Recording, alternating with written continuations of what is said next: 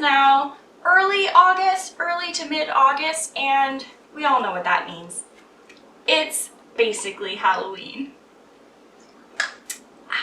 Normally I wouldn't start on my Halloween project this early, but this year I'm tackling something that's entirely new to me and I think it's necessary. My plan is basically to take Sally from The Nightmare Before Christmas and make that costume, but with a twist.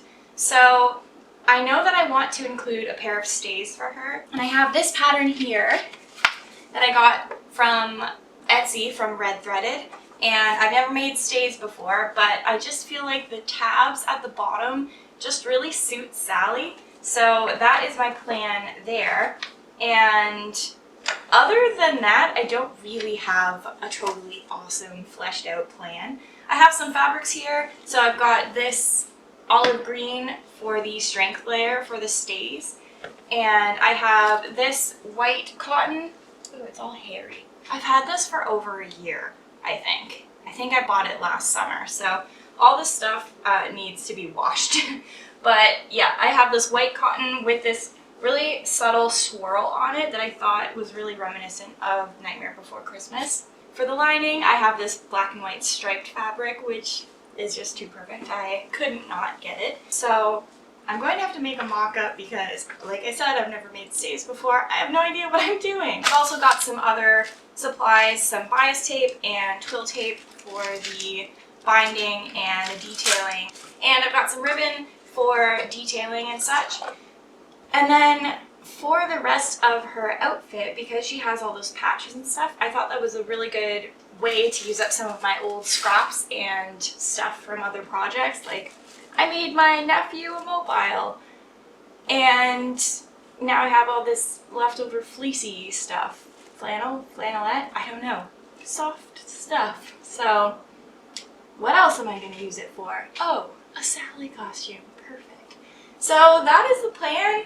It's pretty much, I'm just going to dive in and see what happens. But the thing I do know is that first I need to make a mock-up for the stays. So I'm going to cut out this pattern and tape it all together and then see what the heck I come up with. Alright, it is an awful mess in here, but I have finished the mock-up for the stays. Oh, the bone is out. Whoop! There we go. I think the fit's pretty good. I didn't have enough bones to completely bone the corset, but I've kind of distributed them between both halves, and I think it's fitting really well. With the pattern instructions, there was just kind of raw seams inside, and I don't want to do that. So I'm going to do it a little bit differently, and I'm going to use 2 layers of the green strength fabric I have, and then the fashion layer, and then the lining will be done last by hand. But this is the state of the mock-up, and I'm really excited. I really like this shape. If this is a little bit like this in the final, that's cool with me, man. I think I have finally figured out what each panel is going to look like. So we've got center front, these two, and then here we're going to do the stripes with polka dots on top, and then just blue and green on the side, and over here on the pink, that'll be the back panel, and it's going to have black stripes as well. And I think I'm going to add stripes to this center back. Oh, is that too many stripes? Good. This is why we're here. We talk it out. So maybe stripes on that one instead. Oh, and this is going to have her swirl pattern. And I think it's fun because these are all just scraps from other costumes. So this was Sarah Sanderson. This is Vex, which is in progress. This was my Ethereal Summer dress. This one I've never actually used before. The striped fabric there was another summer dress I made, and also Sarah Sanderson, I think. So it'll be like a little time capsule of stuff I've done before. For the center front panel, the swirls on pink satin, I pinned the fabric to my ironing board and just drew the designs on directly with a brown permanent marker. I used the wrong side of the fabric for this because it was less shiny and fancy looking than the right side.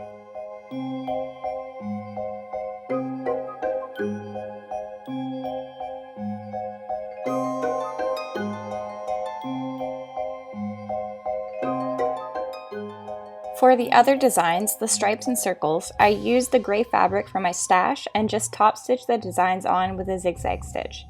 For the circles, I found it was easier to baste them on first with a straight stitch and then zigzag around the edges and remove the basting stitches after. That might be just a me and my machine thing. It doesn't handle curves very well, but who knows.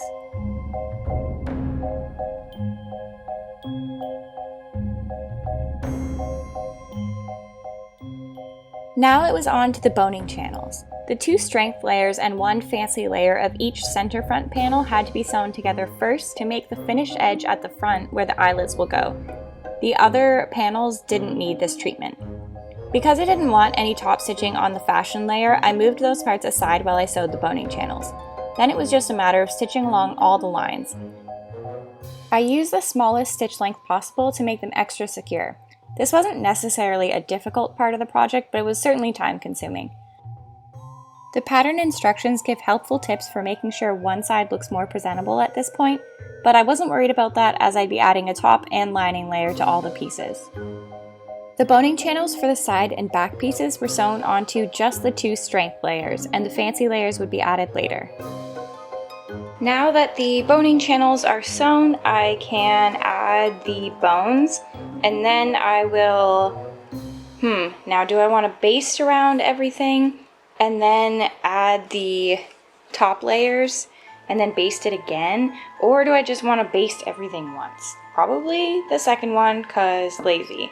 So yeah, bones first and then add all the, patchwork fashion layers, and then baste around those to keep the bones inside. So this is coming along really quickly. It's almost hand sewing time, which is awesome because I'm watching Lord of the Rings, so I can actually sit and watch it while I hand sew. Awesome. So I'm going to harvest the bones from the mock-up. Sounded so aggressive. I'm going to harvest the bones. The boning I use is soft enough to cut with scissors, so I cut them to the right length and rounded off the ends with the scissors. I tried sanding the ends of some of them and it didn't work that great, so I just stuck with trimming them down. If you're worried about the bones poking through the fabric, you can tip them or even cover the ends in tape, but I've used this trimming method many times before and I've never had a problem with it, so I'm just gonna stick with what I know. When I was a kid, I thought that Sally was a corpse. I don't know if it was the stitches, like maybe I kind of associated her with Frankenstein's monster. He's always depicted with like being stitched together, so I don't know if that was it, but I thought she was a corpse until way too late in life.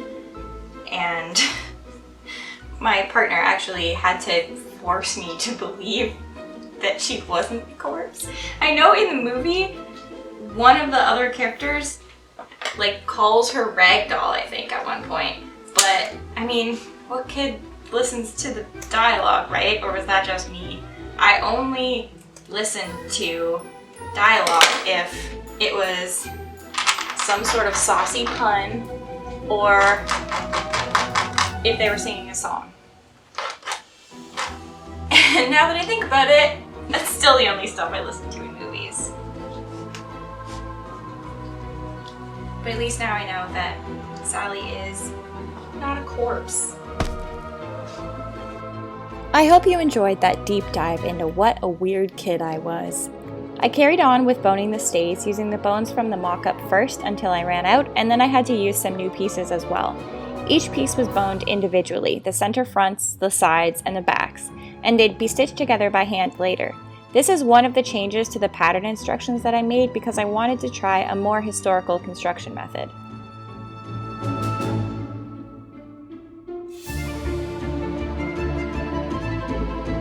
Alright, all the bones are now in, and my hand hurts. I think I pinched this. Okay, sorry. I think I pinched my middle finger a bunch with the scissors. So, ow, I hurt.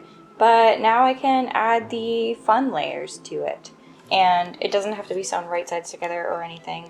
I'm just gonna sew them wrong sides together and just top stitch around the edges. I tried to sew 5 millimeters away from the edge of the strength layers to ensure the stitches would be covered with the bias tape later, but this got a little tricky while sewing the tabs. Using a tiny stitch length definitely helped with this and gave me a little bit more maneuverability with my machine. The stitching around the tabs also served as stay stitching to hopefully stop them from fraying later. It's probably important to note at this point I still had a bunch of extra seam allowance around the tabs that wouldn't be trimmed until I was ready to bind them.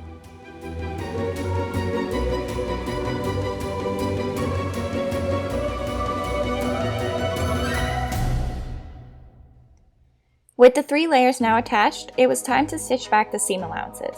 I clipped the fabric at the waist, which is very helpfully marked on the pattern. Then I pinned the seam allowances over and tacked them down with a quick whip stitch, making sure to go through only the strength layers and not the outer layer. I used 2 strands of embroidery floss for this. It seemed like it would be stronger than regular thread, and I have a bunch of it lying around that I'm unlikely to use in this lime green color. The extra fabric around the tabs still remained untrimmed.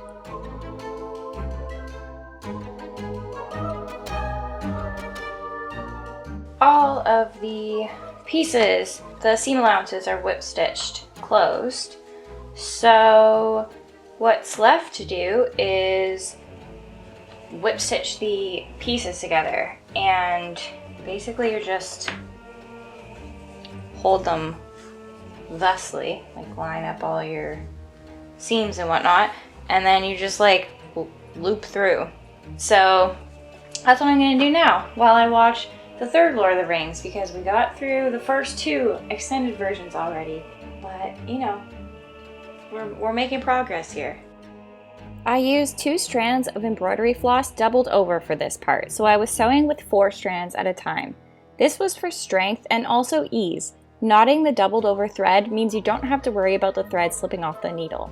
Then I just used what is essentially a whip stitch to secure the pieces together. This basically amounts to sewing through 6 layers at a time, as each side has 2 strength layers and 1 outer layer, so the stitch felt really secure. With the pieces all sewn together, I added a piece of bias tape down each seam to hide any visible stitching underneath and add some visual detail. I just used a simple slip stitch for this.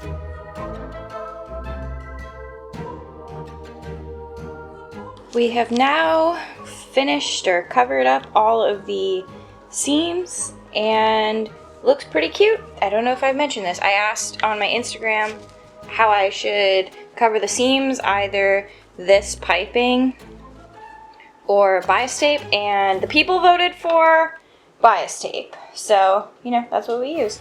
So I think next up I can either sew in the eyelet holes or bind the tabs and like the rest of the top and stuff and sides. Wait, I guess I don't have to bind the front because it's already finished. Okay, that makes sense. So I might bind the tabs now. So bye-bye safety net of the extra fabric, and hello danger. After trimming down the seam allowance around the top and tabs, I started the long and arduous process of binding. For the top edge, I was able to sew it to the right side of the stays first using my machine, then fold it over and whip stitch it down on the inside, essentially how I would usually sew on bias tape. For the tabs, however, despite what the pattern instructions say, I wasn't able to sew them on with the machine, so the tabs were finished entirely by hand. Maybe with more practice or a machine that can handle curves better, I'd be able to machine bind at least the front of the tabs, or perhaps if I left the excess fabric and trimmed it after sewing the bias tape to the fronts, but I could not get it to work this time, alas. To sew the bias tape to the tabs, I kept it folded up and used either tiny whip stitches or slip stitches to attach it. I found it was best for me to whip stitch along the straighter edges and slip stitch at the rounded parts. I secured the bias tape with sewing clips as I went, which helped to squish it flat and keep it from bubbling a little, but I wasn't able to get it to lay completely flat.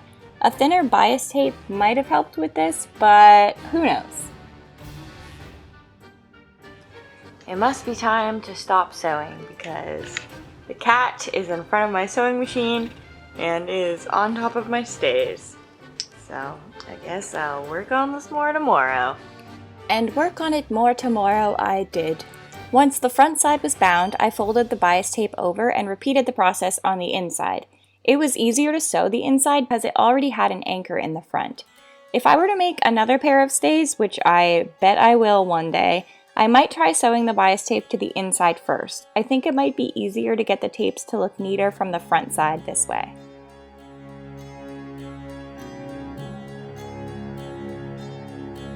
Here are the stays now that they have been bound. I just turned this on and then saw this, so I'm gonna have to fix that. But, you know, great.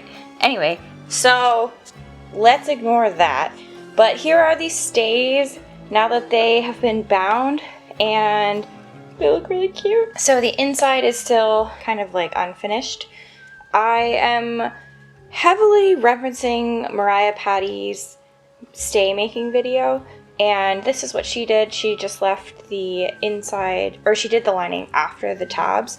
So having no other idea what was best to do, that's what I did as well. So first I'm going to do the eyelet holes, and then I will add the lining at the very last step. Again, referencing Mariah Patty's stay making video, seriously, it's so helpful. I marked where the eyelets should go. Her no math spiral lacing tutorial was amazing because this pattern only marks out the spaces for cross lacing, and I wanted to use spiral lacing. So I highly recommend watching that video if you'd like a detailed description of a really easy way to plan your spiral lacing, which is what I'm using here. I selected some black embroidery floss for my eyelet holes and measured out a piece that was twice as long as my arm. This is normally an unruly length, but I separated one strand of the 6-strand thread and doubled it up, so I could knot both ends together. This way my floss was 2 strands thick, and I didn't have to worry about the needle slipping off. My eyelets unfortunately turned out pretty messy and kind of enormous, and they're probably my least favorite thing about these stays. After stitching a few, I realized they'd look neater if I pushed the needle down at the marked edge of the eyelet and up through the hole. This way I could more accurately follow the marked line, since I wasn't poking the needle up through the fabric blind. Poking the holes in the fabric was a challenge because I don't have an awl big enough to make the holes, and it was almost impossible to separate the fibers anyway. The fabric was very strong with all those layers, so I had to get creative. I started with the awl I do have to poke through at first. Then I used a small pair of scissors, a pair of hair cutting scissors, and a screwdriver to widen the hole. It's typically best to separate the fibers instead of cutting them because this gives you stronger eyelets, but I'm sure I snipped some of the threads in the process. My eyelets still feel pretty strong though, so I'm not too worried. With the eyelets done, I could work on some of the detailing. I started by hand stitching some patches to the front with matching thread. Then I took more of the embroidery floss and added details at the seams and around the patches to mimic the stitching on Sally's dress. I added a little stabilizing stitch around the center of the long embroidery floss details to hold them in place at the middle. At this point, I think the details are 100% done, so I can finally get to lining the inside because this looks a damn mess. So I think I'm gonna line the tabs each individually because my thought process was, it'll probably be easier to not have to pin all of the lining as one piece. So I'll have the tab lining go up to about here-ish, like a little bit above, and then just be a like raw edge inside, and then the lining for the top part will fold over it, so it'll be all finished at the edge. But my rationale is it'll be, easier to do that, and also I worry about if I just cut out a piece that had the like tab bumps, I think there wouldn't be enough seam allowance, or I would be working with like such a small seam allowance for the insides. I think it's just easier to cut them out separately and line them separately. So the issue is that it'll be, it's the inside, no one's really gonna see it, but I did get striped fabric, so I'm like, do I want to pattern match each of these tabs to the top? Kind of, but also no, not at all. But I'm gonna at least try, and I mean, it won't be that bad, right? Famous last words. Anyway, yeah, I'm gonna cut out the lining now. I think I'm just gonna, like, this lays pretty flat. I don't know if that's a product of my inexperience or maybe the pattern just doesn't have a whole lot of shape or like materials or something, but it does lay pretty flat, so I'm just going to cut out the lining, like lay this down and just cut out a piece that's like, you know, got some seam allowance and all that good stuff. And yeah, so it should just be like one flat piece on the inside. Unless that'll like interfere with like the stretching, like I don't know if I should actually line each piece individually, but I ain't gonna. This is so rambly. Okay, I'm just gonna cut out the fabric now. I cut out the lining as one piece and then immediately decided that was a bad idea. I thought it would be better to cut it out as 3 pieces to follow the grain lines at least a little bit, so I ended up with 1 back piece and 2 front pieces. Then it was just a matter of fiddling and fussing with the lining until I could get it pinned into place, clipping the curves where necessary. For the tabs, I cut out little pieces and lined up the stripes, then pinned those in place as well.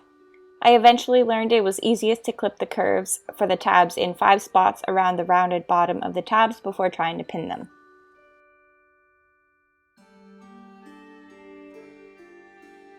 I used the same method to line the fronts, folding the front edge over next to the eyelet bones. I would also fold the edge over where the lining would overlap the back lining to cover the raw edge of the back lining. Now it was finally time to sew.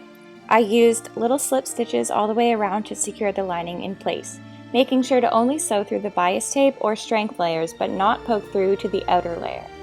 I sewed all around the edges and at the middle and waist seams. Alright, I have the lining pinned and I have slip stitched this segment, so now I only have all that plus the seams. So I'm going to take this over to my couch and do some hand sewing while watching cheesy rom-coms. And I will check back in tomorrow and hopefully this will be finished. Also, the state of my arm from having all these pins but still trying, like, look at this one right here. Danger. And so my arm got all scratched up, but you know, it can only get worse as I stitch it. Can't wait. So last night I was able to finish lining the stays, so they are totally done right now. A couple of things, I probably should have folded the top of the lining over a little bit lower, so it actually hit the top of where the splits start. I feel like that would have just, it kind of looks a little bit funny, like it's like this line right across the middle. And I also should have probably lined the front separately from the side piece, because now I have this angle here, so I just kind of snipped into the seam allowance up to that point, and it's fine. I just feel like it's now like a weak point, so I added some just whip stitches there, but I think it would have been stronger and sturdier if I had just lined the front and side separately and then, you know, the back and side, like everything else the same. But oh well, they're done now, and all things considered, I think I did a really good job matching up the lines. There's definitely like a little bit of funny business going on, especially when the lines were kind of slanted, because I had a little bit of an issue there, but I think they look really cute inside and out now. So I have just added a thick cord here for the lacing. I tied a knot on the inside, and for the other end that needs to lace through, I just coated it in fray check, which gives it kind of like a hard plasticky coating. It's kind of wearing down a little bit because I keep trying these things on, so it undergoes a lot of strain. So I might have to redo it at some point, but for now it is working great. And with that, these stays are now fully finished. This is why I can't have nice things. With that, the stays were complete. Well, all except for the stomacher, but I'm going to tackle that a bit later. I really enjoyed this project, but I'm going to leave you here for now. I'll have a new video out soon showing the making of the rest of Sally's dress, as well as the reveal of the final costume. So make sure to subscribe if you'd like to see more. See you next time!